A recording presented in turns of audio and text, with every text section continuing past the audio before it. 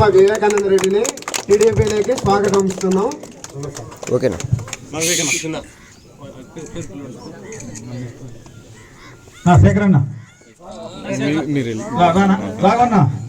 మధ్యలో దూరద్దండి అన్న దయచేసి. కడప రామసుబారెడ్డి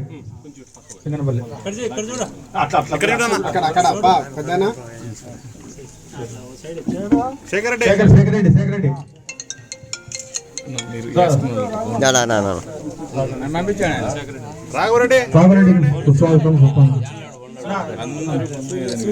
సూర్యరెడ్డి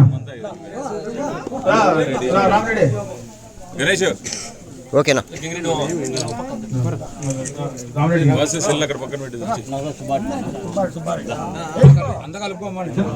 లక్షణ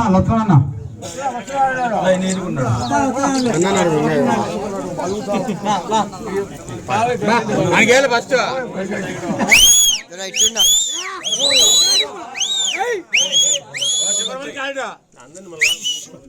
ఓకేనా?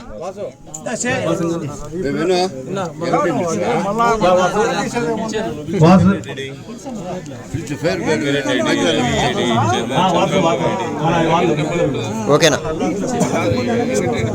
ఓకేనా? ప్రతాప్ ముందు నుంచి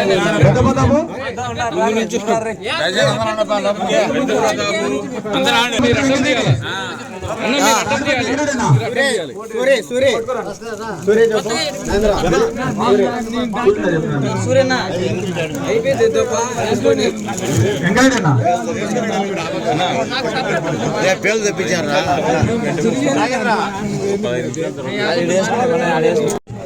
రాజబాబు బేరా మళ్ళీ చూస్తాము ఫోటో.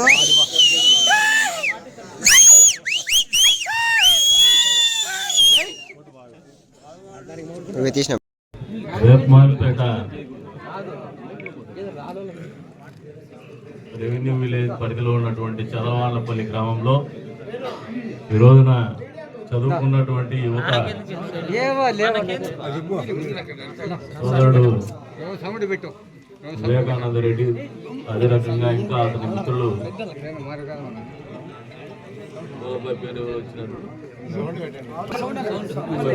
వివేకానంద రెడ్డి, ఆయనతో పాటు ఆయన సహచర మిత్రులందరూ కూడా పార్టీలో చేరుతున్నటువంటి సందర్భంగా ఏర్పాటు చేసినటువంటి ఈ కార్యక్రమానికి అధ్యక్షత వహించినటువంటి తలుపుల మండల తెలుగుదేశం పార్టీ అధ్యక్షులు సోదరులు ముబారక్ గారికి, అదే రంగా పెద్దలు గౌరవనీయులు రామరెడ్డి అన్న గారికి, తెలుగుదేశం పార్టీకి మండలంలో పెద్ద దిక్కుగా ఉంటున్నటువంటి ఒబులరెడ్డి అన్న గారికి, అదే రంగా సోదరుడు శంకర్ గారికి, సోదరుడు దేవేంద్ర గారికి, ఇంకా భార్గవరెడ్డి గారికి, చాలామంది రాజారెడ్డి గారికి, ఇతరత్ర తెలుగుదేశం పార్టీ కుటుంబ సభ్యులకు, మండలంలో నుంచి వచ్చినటువంటి తెలుగుదేశం పార్టీ కుటుంబ సభ్యులకు, చదలవాళ్లపల్లి గ్రామ సోదర సోదరిమణులకు అందరికీ కూడా పేరు పేరు నమస్కారాలు.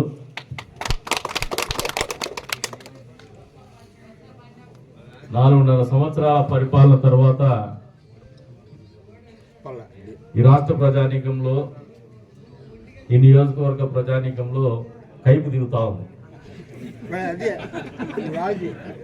పోయినసారి ఎన్నికల సందర్భంగా, ఎందుకంటే మీ భాషలో చెప్తేనే బాగుంటుంది, పోయినసారి ఎన్నికల సందర్భంగా, అంతకుముందు ఎన్నికల సందర్భంగా ఈ రాష్ట్రంలో జగన్మోహన్ రెడ్డి అనే ఒక మాయగాడు యావత్ రాష్ట్ర ప్రజానీకానికి కులం మత్తు, మతం మత్తు, డబ్బు మత్తు, అదే రకంగా మాటల గారడి, అది చేసేస్తాను, కాళ్ళకు కడియాలు పెడతాను, నడుముకు వడ్డానం పెడతాను, ముక్కు పూల పెడతాను, నెత్తిన పాపిడి బిల్ల పెడతాను, అన్నీ చేసేస్తాను, మద్యపాన నిషేధం చేస్తాను కూడా చెప్పేసి, మద్యపాన నిషేధం చేయకుండా మాత్రం మళ్ళీ ఓట్లు అడగనని చెప్పినటువంటి జగన్మోహన్ రెడ్డి ఆయన అనుకున్నది సాధించుకొని ముఖ్యమంత్రి అయిపోయిన తర్వాత 4 సంవత్సరాల కాలం పరిపాలనలో ఎవరైతే ఆ మాయ మాటలకు కావచ్చు, ఆ కులాల మత్తులో కావచ్చు, మతాల మత్తులో కావచ్చు పుట్టుకుపోయినటువంటి ప్రజానీకం మాత్రం అన్యాయం అయిపోయింది. ఆ అన్యాయము అయిపోయినామని కైపు దిగిన తర్వాత ఆలోచన చేస్తున్నటువంటి ప్రజానీకం జగన్మోహన్ రెడ్డికి బుద్ధి చెప్పడానికి సిద్ధంగా ఉన్నటువంటి పరిస్థితుల దృష్ట్యానే ఈ రోజున ఈ నియోజకవర్గంలో పెద్ద ఎత్తున ప్రత్యేకించి పులివెందుల ఆయన తలకాయ అయితే ఆ తలకాయల ముక్కు కింద ఉండేటువంటి తలుపుల మండలంలోనే ఇంత పెద్ద ఎత్తున చేరికలు చేస్తా ఉన్నాయంటే అందులో చదువుకున్నటువంటి యువత బయటకు వస్తా ఉన్నారంటే అది కూడా ఆయన కులానికి తెలియకుండా మతానికి తెలియకుండా కులాన్ని నేను రెడ్డి అని కొన్ని చోట్ల నేను క్రిస్టియన్ అని కొన్ని చోట్ల ఇంకో చోట ఎస్సీ అని చెప్పేసి వీళ్ళందరినీ వాడుకొని తన స్వార్థం కోసం వినియోగించుకున్నటువంటి పరిస్థితులన్నీ కూడా ఆకలింపు చేసుకుని అర్థం చేసుకుని ఆ కైపు దిగిపోయినటువంటి పరిస్థితుల్లో రాష్ట్రం అన్యాయం అయిపోతుంది, సమాజం అన్యాయం అయిపోతా ఉంది. ఈ రాష్ట్రంలో ఉన్నటువంటి అన్ని వర్గాల వాళ్ళు అన్యాయం అయిపోయినారు. అంతేకాదు రాష్ట్రం కూడా రాజధాని లేనటువంటి రాష్ట్రంగా రాష్ట్ర అభివృద్ధి కుంటుపడినటువంటి పరిస్థితుల్లో ఈ రోజున యువతగా ఉన్నటువంటి చదువుకున్నటువంటి పిల్లలు, ఉద్యోగం చేస్తున్నటువంటి పిల్లలు, చదువుకొని నిరుద్యోగులుగా ఉన్నటువంటి పిల్లలు ఈ రోజున ఆలోచనలో పడినారు. ఈ మాట ఖచ్చితంగా నేను మనస్ఫూర్తిగా నేను అర్థం చేసుకొని మాట్లాడుతున్నటువంటి మాటలే కానీ ఏదో రాజకీయంగా మాట్లాడుతున్నటువంటి మాటలు కాదు. ఈరోజు వివేకానంద రెడ్డి కావచ్చు, లేదు ఇంకా అతని స్నేహితులే కావచ్చు, చదువుకున్నటువంటి పిల్లలు. వివేకానంద రెడ్డి కొద్దిగా సామాజిక బాధ్యత, పక్కడి గురించి బాధ్యత ఉందని చెప్పడానికి ఒక ఉదాహరణ చెప్తారు. మొన్న ఒక 15 రోజులు 20 రోజుల కిందట గాలివలపల్లికి పోయినాం మేము. ఎవరో పటాకులు పెట్టినారు, పెడితే సింగనపల్లికి పెడితే ఆ పటాకులు పేలుతాడు ఉన్నటువంటి ఆ బాక్స్ పక్కకు పడింది. పడతానే ఆ పిల్లోడు చూడకుండా నేను గమనించినాను కానీ ఇంతవరకు చెప్పలే ఆ పిల్లోని కూడా. అది కింద పడతానే మీదికి వస్తుందని టకాని ఉంగి దాన్ని పక్క చేతితో చేసేపోతున్నాడు. అంటే అంతో ఎంతో పక్కనోడి గురించి బాధ్యతగా ఆలోచన కలిగినటువంటి వ్యక్తిత్వం ఉన్నటువంటి పిల్లలు వీళ్ళు. కాబట్టి అంత ఆ వ్యక్తిత్వంలో ఈరోజు ఇటువంటి నిర్ణయాలు తీసుకుంటున్నారు. వీళ్ళని స్ఫూర్తిగా తీసుకొని వీళ్ళ ఆలోచన విధానాన్ని అర్థం చేసుకొని ఇంకా బాధ్యత కలిగినటువంటి యువకులే కాదు మహిళలు కూడా పెద్ద ఎత్తున ఆలోచన చేసుకోమంటున్నాను. గతంలో 2 సార్లు సార్వత్రిక ఎన్నికల సందర్భంగా మేము ప్రచార నిమిత్తం వస్తే ఆ రోజున వాళ్ళ ముందు కందికుంట ప్రసాద్ కనపడలేదు, సైకిల్ కనపడలేదు, చంద్రబాబు నాయుడు కనపడలేదు, చంద్రబాబు నాయుడు చేసిన మంచి కనపడలేదు, తెలుగుదేశం ప్రభుత్వం చేసినటువంటి మంచి కూడా కనపడలా. కేవలం జగన్మోహన్ రెడ్డి పేరులో ఉండేటువంటి రెడ్డి, క్రిస్టియన్స్ లో అయితే జగన్మోహన్ రెడ్డి క్రిస్టియన్ అని చెప్పేసి కైపెక్కేసి మాట్లాడినారు. ఆ రోజున ఇళ్ళ దగ్గరికి పోతే నిలదీసినారు. ఆ రోజున వాళ్ళకు ఉన్నటువంటి తపన కానీ ఆప్యాయత కానీ దురాభిమానం కానీ అంత స్థాయిలో ఉండే జగన్మోహన్ రెడ్డి 151 సీట్లు 50% ఓట్లు గెలవగలిగినాడు అనేది వాస్తవం ఈ సందర్భంగా తెలియజేస్తున్నారు. ఈ రోజున ఇదే జగన్మోహన్ రెడ్డి ఎన్నికలు ఎదుర్కోవాలంటే భయపడుతున్నాడు కాబట్టి స్థానికంగా ఉన్నటువంటి ఎమ్మెల్యేలని మార్చేసి కొత్త అభ్యర్థులను తీసుకొస్తున్నాడు. కొత్త అభ్యర్థులను తీసుకొచ్చేటప్పుడు కనీసము ఈ నియోజకవర్గంలో బాధ్యతగా ఆయనకు భుజాన్ని ఇచ్చి ఈ పార్టీని మోసినటువంటి సామాజిక వర్గాన్ని కనీసం పిలిచి ఒక మాట అడగనటువంటి అహంకారపూరితమైనటువంటి ఆలోచనలో విధానంలో భాగంగానే ముక్కు ముఖం తెలియనటువంటి వ్యక్తిని తీసుకొచ్చేసి ఇక్కడ అభ్యర్థిగా ప్రకటిస్తా ఉన్నాడు. ఇది వాస్తవంగా కాదా? ఈ తలుపుల మండలంలో పెద్ద పెద్ద కుటుంబ సభ్యులు ఉన్నారు. ఇప్పుడు ఇందాకే చెప్పినాడు సోదరుడు శంకర్ గారు, గతంలో కాంగ్రెస్ పార్టీ ఉన్నప్పటి నుంచి కూడా పార్టీని మోస్తూ మళ్ళీ రాజశేఖర రెడ్డి గారి మీద అభిమానంతో ఆయన కొడుకు పెట్టినటువంటి పార్టీని కూడా మోస్తూ ఈ పార్టీ మాది అనే భావనతో బతికినటువంటి కుటుంబాలు కూడా ఈ రోజు ఆ పార్టీని విడుతా ఉన్నాయంటే జగన్మోహన్ రెడ్డి ప్రజల విశ్వాసాన్ని కాదు తన సొంత సామాజిక వర్గం అని, ఆ సామాజిక వర్గం ఏదో తెలియదు నాకైతే రెడ్లకు ఎందుకు అనుకుంటున్నారు నాకు తెలియదు కానీ ఆయన రెడ్డి అని చెప్పుకోడు. వాళ్ళ ఇంట్లోకి పోయినప్పుడు మాత్రం మేము మాలోళ్ళు అంటాడు, లేదు చర్చికి పోయినప్పుడు మాత్రము క్రిస్టియన్ అంటాడు. ఆయన కులం ఏదో మతం ఏదో ఏదైనా కావచ్చు, మనిషి సాటి మనిషి ఆయన, దాన్ని మేము గౌరవిస్తాం. కానీ ఆయన కేవలం రాజకీయ లబ్ధి కోసం మాత్రమే కులానికి తెలియకుండా మతానికి తెలియకుండా కులాన్ని వాడినాడనేది వాస్తవం అని ఇప్పటికైనా అర్థం చేసుకోండి. కైపు దిగినాకైనా అర్థం చేసుకోమని చెప్పేసి కొడతానని వేదిక మీద నుంచి బాధ్యతగా ఆలోచన చేయండి. బతుకుబండి లాగడంలో వెనకబడిన వర్గాల వాళ్ళకు కాపులంటే 10 మందికి అన్నం పెట్టేవాళ్ళు, ఆదరించే వాళ్ళు, ఏదైనా కష్టం వచ్చింది బయట ఎవరికి రాలే. కరెంటు బిల్లులు మీ ఇళ్లలో కరెంట్ వేసుకుంటున్నారు. కరోనా వచ్చేసి ఇళ్లలో సంసారం చేసుకునేకే ఇబ్బంది అయ్యేటువంటి పరిస్థితుల్లో కరోనా అయిపోతుంది అనే టైంలో ఏదో బాగుందమ్మా మళ్ళీ బజార్ లేకపోదాం అనుకుంటే మీకు దేంతో షాక్ కొట్టించినాడు ఆయన, కరెంటు బిల్లుతో షాక్ కొట్టించినాడు. బిల్లు పట్టుకుంటే అసలు మీకు తెలుగు రేట్లు పెంచినట్టు రేట్లు పెంచేసి పెట్టినాడు. 6 సార్లు కరెంటు బిల్లులు పెంచినటువంటి ఘనత జగన్మోహన్ రెడ్డికి చెందుతుంది. నిత్యావసర వస్తువుల ధరలు ఎంత పెద్ద ఎత్తున పెరిగినాయో ఒక్కసారి ఆలోచన చేసుకోమంటున్నాను. అంతేకాదు పిల్లలకు ఉద్యోగ కల్పన అనేది ఏర్పాటు చేస్తా అన్నాడు. ఇంతవరకు జాబ్ క్యాలెండర్ అనేది ఇచ్చిపెట్ల. ఎక్కడ సంవత్సరం జనవరి 1వ తారీఖు జాబ్ క్యాలెండర్ వస్తుందని పిల్లలు అనుకుంటున్నారు కానీ 1వ తారీఖు వస్తుంది. ఆ రోజు వీళ్ళు కైపు లేకపోతారు, జగన్మోహన్ రెడ్డి వీళ్ళు కైపులో ఉన్నారులే అని చెప్పేసి 2వ తారీఖులోకి వెళ్ళిపోతాడు. పెన్షన్లు 1వ తారీఖు ఇస్తాను ఖచ్చితంగా అంటాడు. ఆ రోజున 1వ తారీఖు ఖచ్చితంగా పెన్షన్లు వస్తానా ఒక్కసారి ఆలోచన చేసుకోమంటాడు. 3,000 రూపాయలు 1వ తారీఖు ఖచ్చితంగా ప్రభుత్వం వస్తానే 3,000 పెన్షన్ చేస్తాను అని చెప్పినాడు. ఈరోజు ఫ్లెక్సీలు కూడా వేసుకుంటాడు 3,000 రూపాయలు పెన్షన్ అని. ఎప్పుడు చేసినాడయ్యా ఈ 3,000 రూపాయల పెన్షన్? ఈయన నిన్న లేక మొన్న చేసినాడు. అంటే ఎన్నికలు వస్తున్నాయి కాబట్టి ఇప్పుడు 3,000 రూపాయలు పెన్షన్ చేసినాడు. కానీ ఆయన చెప్పినటువంటి మాటకి ఎక్కడ కూడా కట్టుబడలేదు. ఇన్ని రకాలుగా మనం నమ్ముకున్నటువంటి వ్యక్తి మనల్ని మోసం చేసినప్పుడు మళ్ళీ ఎన్నికల్లో నిలబడి ఓటు అడగడానికి ముందుకు వస్తున్నాడు.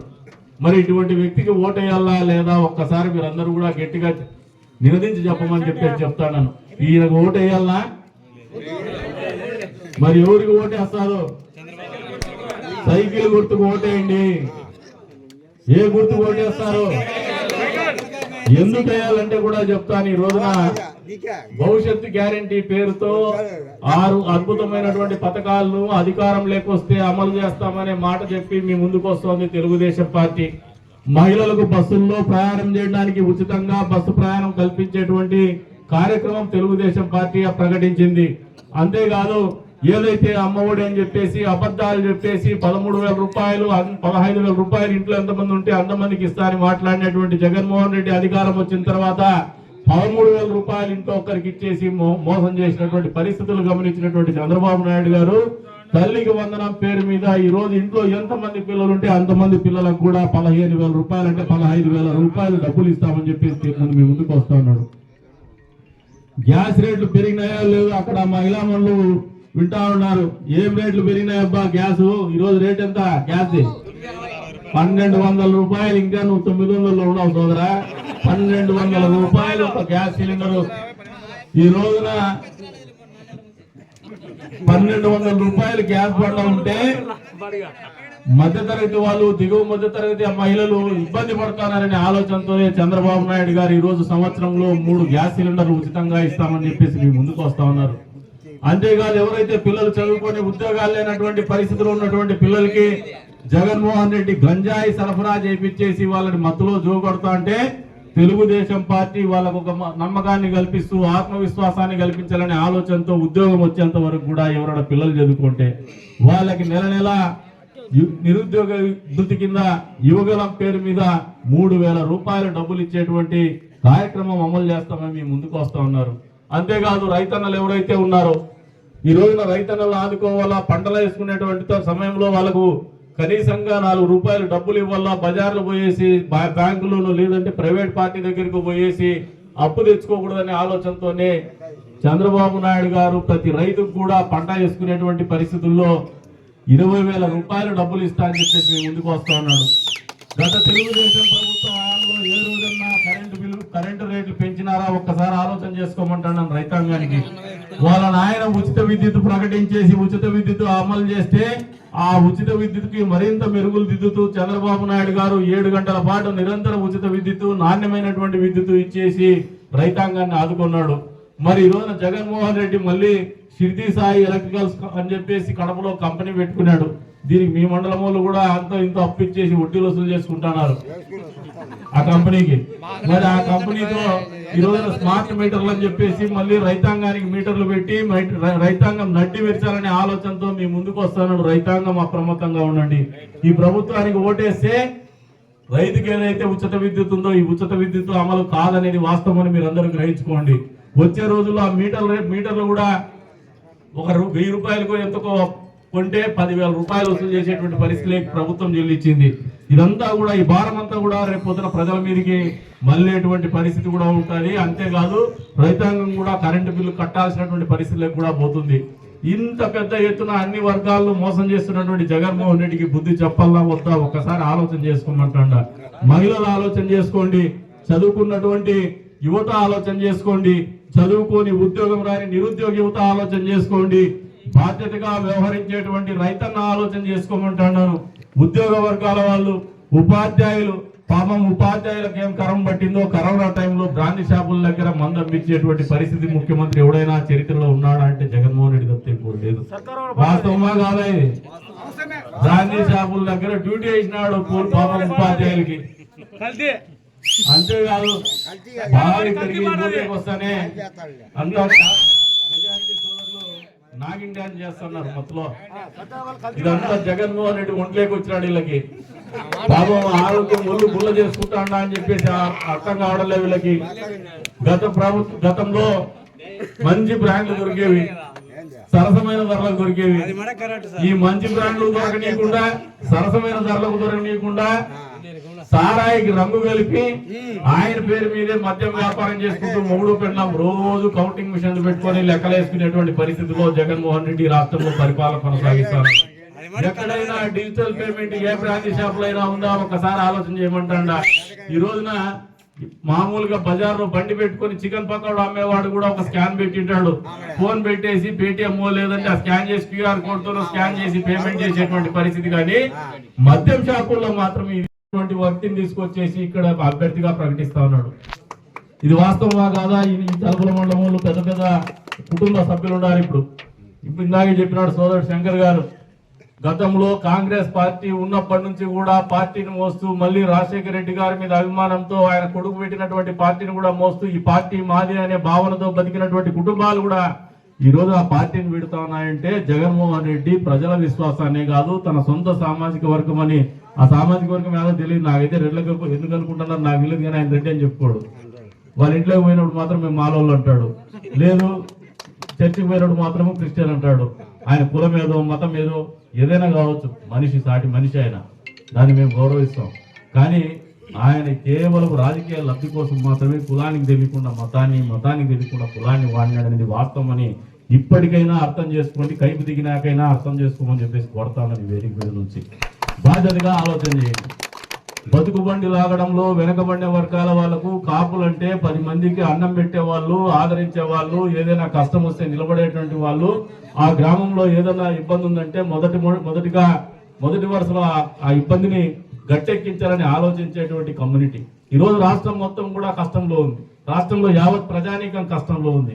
ఈ రోజు మీ వంతు బాధ్యతగా ఆ కులంలో పుట్టి నాగరికంగా ఆలోచన చేసి బాధ్యతగా ఆలోచన చేసేటువంటి కులంలో పుట్టినటువంటి వ్యక్తులుగా నాయకత్వ లక్షణాలు ఎప్పుడు కూడా మీ డిఎన్ఏలో ఉన్నటువంటి పరిస్థితి కూడా మర్చిపోకుండా సామాజిక బాధ్యత కింద తీసుకోమని ఆలోచన చేసుకోమని చెప్పేసి కూడా పెద్ద ఎత్తున మీ అందరినీ కూడా విజ్ఞప్తి చేస్తూ ఉన్నాను. ఈ రాష్ట్రాన్ని కాపాడండి, ఈ ప్రజల్ని కాపాడండి, మన ఊరిని కాపాడండి, మన నియోజకవర్గాన్ని కాపాడండి, మన జిల్లాని కాపాడండి, మన రాష్ట్రాన్ని కాపాడుకోండి. ఒకసారి ఆలోచన చేసుకోమంటాడు. రాజధాని ఏదంటే చెప్పుకోలేనటువంటి పరిస్థితుల్లో మన పిల్లలందరూ కూడా పక్క ఊర్లకు పోయి బెంగళూరుకు హైదరాబాద్కు పోయి ఉద్యోగాలు చేసుకుంటారు. రియల్ ఎస్టేట్ వ్యాపారులు ఎక్కడైనా 2 రూపాయలు డబ్బులు పెట్టుకుందామంటే పొలాలు అమ్మినటువంటి రైతులు కూడా హైదరాబాద్కు బెంగళూరుకు పోయేసి భూములు కొంటున్నారు. కానీ ఎక్కడ కూడా మన రాజధాని లేనటువంటి ప్రాంతము విజయవాడలో పెట్టినోడు ఆగిపోయినాడు. ఈ రోజున మళ్ళీ విశాఖపట్నం రాజధాని అంటాడు. ఆయన మరి ఎందుకు విశాఖపట్నం రాజధాని చేయగలిగినాడో చేసుకోలేనటువంటి పరిస్థితుల్లో కూడా ఈ రోజున ప్రజల ముందున దోషిగా నిలబడినటువంటి వ్యక్తి జగన్మోహన్ రెడ్డి. అంతేకాదు పిల్లలు చదువుకున్నారు. ఉద్యోగ కల్పన అనేది ఎప్పుడు వస్తుందంటే ఆ రాష్ట్రంలో ఆదాయ వనరులు పెరిగినప్పుడు వస్తుంది. ఏమన్నా మాట్లాడితే ఏమంటాడంటే చంద్రబాబు నాయుడు గారు ఈ పథకాలన్నీ ప్రకటిస్తా ఉన్నాడు, దీనికి వచ్చే ఖర్చు ఎంత, గత ప్రభుత్వ హయాంలో పెరిగినటువంటి జిఎస్డిపి ఎంత అంటే గ్రాస్ స్టేట్ డెవలప్మెంట్ ప్రోడక్ట్ ఎంత అంటే స్థూల ఉత్పత్తి నిగ్రహం ఎంత ఈ రాష్ట్రానికి, స్థూల ఆదాయం ఎంత, ఈ రోజున వస్తున్నటువంటి స్థూల ఆదాయం ఎంత అని చెప్పేసి కళ్ళబొల్లి మాటల్లో అసెంబ్లీలో వేదికగా పవర్ పాయింట్ ప్రజెంటేషన్ ఇస్తాను. ఎందుకు చెప్తున్నారంటే చదువుకున్నటువంటి పిల్లలు ఉన్నారు, మీ ఇళ్ళలో పోయి చెప్తారని చెప్పేసి చెప్తా ఉన్నాను. మామూలుగా అప్పులు పుట్టడానికి ఏం చేస్తారంటే చాలా మంది కొన్ని రోజుల పాటు సమాజంలో 10 మంది ఫైనాన్షియర్స్ ఉంటారు. ఈ 10 మంది వడ్డీ కంపెనీ వాళ్ళ దగ్గరికి పోతానే ఏం చేస్తారంటే ఒకటి పూర్తిగా మునిగిపోయినాడు 10 మంది దగ్గరికి పోతానే ఈ 10 మంది ఒకరికొకరికి 6 నెలల తర్వాత చెప్పుకుంటారు. 6 నెలల తర్వాత చెప్పుకున్నాక ఏమవుతుందంటే అప్పటి వరకు అప్పులు చేసినోడు కొత్త అప్పులు పుట్టక పాత అప్పులు డిమాండ్ పెడతానే డమాల్ పటాక్. ఇప్పుడు ఈ రాష్ట్ర ప్రభుత్వం పరిస్థితి ఏమైందంటే కార్పొరేషన్లు పెట్టేసి అన్ని రకాలుగా 10 లక్షల కోట్లు అప్పు చేసి ఈ రాష్ట్రంలో అందరికీ బటన్ ఒత్తుతాండా అని చెప్పేసి ప్రజల జీవితాంతో అడుగుతారు.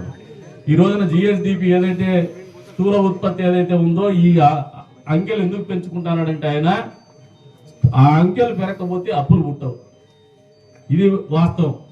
అందుకని ఆ అంకెలు పెంచుకొని అంకెల గారెడలో కొత్త అప్పులు తెచ్చుకొని జీతాలు ఇవ్వడానికి 1వ తారీఖు జీతాలు లేనటువంటి పరిస్థితి వాస్తవమా కాదా? గట్టి చెప్పండి, నోళ్ళేవా? రైతులకి డ్రిప్ ఇరిగేషన్ పేరు మీద పెద్ద ఎత్తున ఈ ప్రాంతంలో 1 మీటర్ పని చేసుకునేటువంటి రైతాంగం ఉన్నటువంటి జిల్లా ఇది. యా రైతుకైనా 1 మీటర్ డ్రిప్ ఇరిగేషన్ లో పైప్ ఇచ్చినాడా, స్ప్రింక్లర్లు ఇచ్చినాడా, మోటార్లు ఇచ్చినాడా? వైఎస్ఆర్ ఉపాధ్యాయులు పాపం ఉపాధ్యాయులకు ఏం కరం పట్టిందో కరోనా టైంలో బ్రాంతి షాపుల దగ్గర మందమిచ్చేటువంటి పరిస్థితి ముఖ్యమంత్రి ఎవడైనా చరిత్రలో ఉన్నాడా అంటే జగన్మోహన్ రెడ్డి తప్ప ఎక్కువ లేదు. వాస్తవమా కాదా? ఇది బ్రాంతి షాపుల దగ్గర డ్యూటీ వేసినాడు పాపం ఉపాధ్యాయులకి. అంతేకాదు బాగా ఇక్కడికి డ్యూటీకి వస్తానే అంతా మెజారిటీ సోదరులు నాగిన్ డ్యాన్స్ చేస్తున్నారు మొత్తంలో. ఇదంతా జగన్మోహన్ రెడ్డి ఒంట్లోకి వచ్చినాడు వీళ్ళకి. పాపం ఆరోగ్యం ఒళ్ళు గుల్ల చేసుకుంటాడా అని చెప్పేసి అర్థం కావడం లేదు వీళ్ళకి. గతంలో మంచి బ్రాండ్లు దొరికేవి, సరసమైన ధరలకు దొరికేవి. ఈ మంచి బ్రాండ్లు దొరకనీయకుండా, సరసమైన ధరలకు దొరకనీయకుండా సారాయికి రంగు కలిపి ఆయన పేరు మీదే మద్యం వ్యాపారం చేసుకుంటూ మొగుడు పెళ్ళాం రోజు కౌంటింగ్ మిషన్లు పెట్టుకొని లెక్కలేసుకునేటువంటి పరిస్థితిలో జగన్మోహన్ రెడ్డి రాష్ట్రంలో పరిపాలన కొనసాగిస్తారు. ఎక్కడైనా డిజిటల్ పేమెంట్ ఏ బ్రాంతి షాపులు అయినా ఉందా ఒకసారి ఆలోచన చేయమంటాడా? ఈ రోజున మామూలుగా బజార్లో బండి పెట్టుకుని చికెన్ పకోడా అమ్మేవాడు కూడా ఒక స్కాన్ పెట్టింటాడు. ఫోన్ పెట్టేసి పేటిఎం లేదంటే ఆ స్కాన్ చేసి క్యూఆర్ కోడ్ తో స్కాన్ చేసి పేమెంట్ చేసేటువంటి పరిస్థితి. కానీ మద్యం షాపుల్లో మాత్రం ఇది అమలు కావడం లేదంటే మిమ్మల్ని ఎంత పెద్ద ఎత్తున లూటీ చేస్తారో ఒక్కసారి అర్థం చేసుకోమంటున్నాను. దీని వెనక పెద్ద కథే ఉందనేది ఆలోచన చేసుకోమంటున్నాను. ఈ రకంగా అన్ని వర్గాల వాళ్ళని అన్యాయం చేస్తున్నటువంటి జగన్మోహన్ రెడ్డికి బుద్ధి చెప్పాల్సినటువంటి సమయం ఆసన్నమైంది. వైఎస్ఆర్ టీపీ పార్టీని బంగాళాఖాతంలో కలపాల్సినటువంటి సమయం ఆసన్నమైంది. అంతేకాదు అహంకార పూరితంగా మన నియోజకవర్గంలో మనకు అసలు పాపం ఇంకా వైఎస్ఆర్ సిపి పార్టీ కార్యకర్తలు కూడా ఆలోచన చేసుకోమంటాడా? ఈ అభ్యర్థి మీకు ఎవరికైనా ఎప్పుడైనా జెండా మోసినాడా? మీకు ఎవరికైనా పరిచయం ఉన్నాడా? అసలు కనీసం మీరు పోయి ఎప్పుడైనా ఏదైనా పని అడిగితే పలుకుతాడో లేదో కూడా మీకు తెలియదు. ఆయనకు తెలుగు వస్తుందో లేదో కూడా మీకు తెలియదు. ఆయనేమో పక్కన ఉంటే మీ వాడేమో పక్కన నిలబడి మైకి పట్టుకొని మాట్లాడుతుంటాడు. రేపు పొద్దున ఎవరిని అడుగుతారా? మీరు ఎమ్మెల్యే అభ్యర్థిని అడుగుతారా? ఎమ్మెల్యేని అడుగుతారా? పక్కన ఉండేవాడిని అడుగుతారా? పక్కన ఉండేవాడు మామూలుగా అలవాట్లో పొరపాటుగా ఎప్పుడు కూడా ఎన్నికలప్పుడు 2 నెలలు వచ్చేసి హడావిడి చేసేసి ఎన్నికలు అయిపోతానే మళ్ళీ టూరిస్ట్ వీసాతోనే కదిలేకి వస్తుంటాడు. మీరు అడగాలంటే వడ్డీకి ఏమన్నా వడ్డీకి వసూలు చేసుకునేకి ఏమన్నా వడ్డీ డబ్బులు అడిగేదానికి మీరు పోవచ్చేమో కానీ మీ కష్టాలు చెప్పుకునేకైతే పోలేరని చెప్పి వాస్తవమా కాదా మీరు ఆలోచన చేసుకోమంటాను. మరి ఇన్ని రకాలుగా మీరు ఏమారేటువంటి పరిస్థితుల్లో రాజకీయాలు జరుగుతున్నాయి. ఈ రోజున ఒకటే అభ్యర్థిస్తున్నాను రెడ్డి సామాజిక వర్గానికి. గతంలో 3 సంవత్సరాల నుంచి పదే మీటింగ్ లో కూడా చెప్తున్నా నేను, మిమ్మల్ని మనస్ఫూర్తిగా ఆహ్వానిస్తాం, మిమ్మల్ని మా గుండెల్లో పెట్టి చూసుకుంటాం, మీకు ఇచ్చే గౌరవం ఎప్పుడు కూడా పెద్ద స్థాయిలోనే ఇస్తాము, దయచేసి తెలుగుదేశం పార్టీని సమర్పించమని చెప్పేసి కోరుతా ఉన్నాము. ఈ రోజున మా ఆహ్వానాన్ని మన్నించి ఈ రోజున పెద్ద ఎత్తున ఆ సామాజిక వర్గం కూడా మద్దతు తెలుపుతున్నటువంటి పరిస్థితిలో వాళ్ళందరికీ ఒకటే చెప్తున్నాం, నమ్మి వస్తున్నటువంటి యువకులకి, చదువుకున్నటువంటి పిల్లలు ఏ రకంగా నమ్మి వస్తున్నారు, ఈ నియోజకవర్గ అభివృద్ధిని కాంక్షించి, వాళ్ళ ఊర్లో అభివృద్ధిని కాంక్షించి, ఒక మంచి పరిపాలన కాంక్షించి అవన్నీ కూడా నెరవేర్చేటువంటి బాధ్యత మేము తీసుకుంటామని చెప్పేసి ఈ సందర్భంగా తెలియజేస్తున్నాం. అంతేకాదు ఎవరైతే నాయకులు ఈ రోజు మమ్మల్ని నమ్మొస్తున్నారో మీ గౌరవాన్ని కావచ్చు, మీ ఊర్లో ఉన్నటువంటి కష్టాల్ని కావచ్చు తొలగించేటువంటి కార్యక్రమంలో మీరిచ్చినటువంటి ప్రతి మాట నెరవేరే విధంగా మేము పనిచేస్తామని చెప్పేసి కూడా మీ అందరికి కూడా ఈ వేదిక నుంచి హామీ ఇస్తూ